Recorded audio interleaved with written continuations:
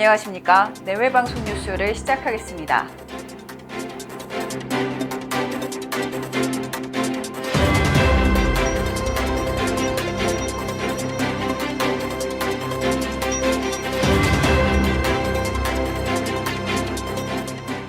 국내 핵심 마약 유통책과 경찰 사이에 유착 정황이 포착돼 경찰이 조사에 나섰습니다. 서울경찰청 마약범죄수사대는 마약상 A씨와 경찰서 간부가 자주 통화한다는 사실을 확인했다고 말했습니다. A씨 일당은 동남아시아에서 마약을 들여와 개인에게 판매한 혐의를 받고 있는데요. 6개월의 추적 끝에 한 오피스텔에서 붙잡혔습니다. 경기 남부경찰청은 서울경찰청으로부터 이 같은 사실을 통보받아 내사에 착수한 것으로 전해졌는데요. 경찰은 A씨와 경찰 간부 사이에 실제 수사 정보가 오갔는지 등을 조사하고 있습니다. 공직자의 신도시 투기 의혹이 확산하는 가운데 더불어민주당 양이원영 의원이 논란이 되고 있습니다. 양 의원의 어머니 이 씨가 3기 신도시 예정지인 광명가학동 인근 토지를 매입한 것으로 밝혀졌기 때문인데요. 이 씨는 지난 2019년에 인근 땅 66제곱미터를 매입했던 것으로 확인됐습니다. 해당 부지는 신도시 예정지 인근이라 이 씨가 개발 정보를 미리 알고 투자했다는 의혹이 제기되고 있는데요. 양 의원은 입장문을 내고 모친의 토지 소유 사실을 몰랐다고 해명했습니다. 그러면서도 논란이 확산되자 해당 토지를 처분할 것이라고 밝혔습니다. OECD가 지난해 마이너스 3.4%로 역성장했던 세계 경제가 올해는 5.6% 성장할 것으로 내다봤습니다.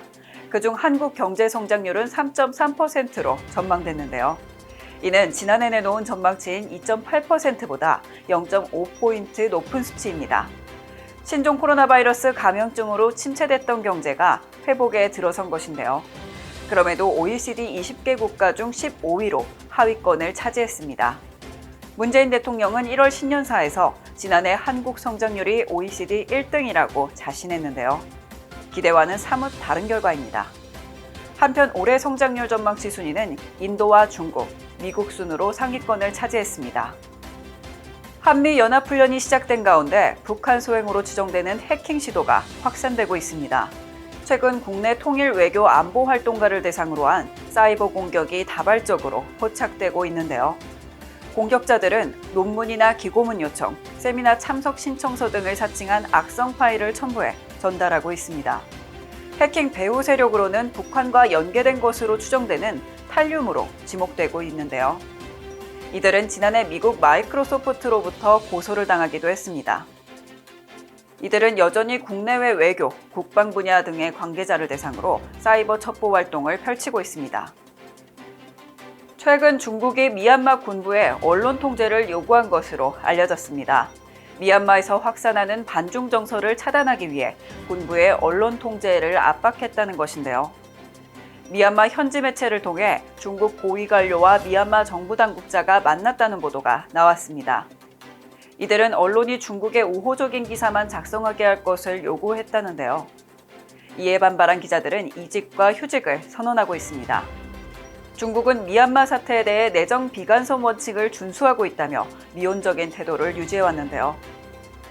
서방 국가들의 쿠데타 규탄 시도를 저지해 미얀마에서 반중 여론이 고조되고 있습니다.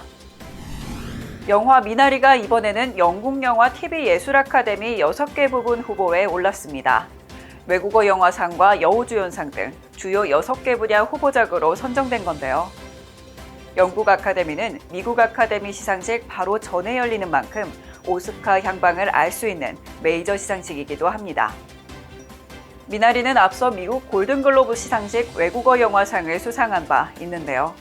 이번에 영국 아카데미에 노미네이트되며 앞으로의 소식에 기대감이 더해지고 있습니다. 한편 영국 영화 아카데미 시상식은 미국 아카데미 시상식 2주 전인 4월 11일 열립니다. 호목문장이라는 말이 있습니다. 썩은 나무는 조각할 수 없다는 말인데요.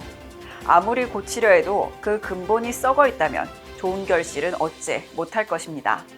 우리 사회에 드러나고 있는 문제들, 다시 반복되지 않으려면 밑바닥까지 단단히 고쳐잡아야 할 것 같습니다. 뉴스 마치겠습니다. 지금까지 시청해주신 여러분 고맙습니다.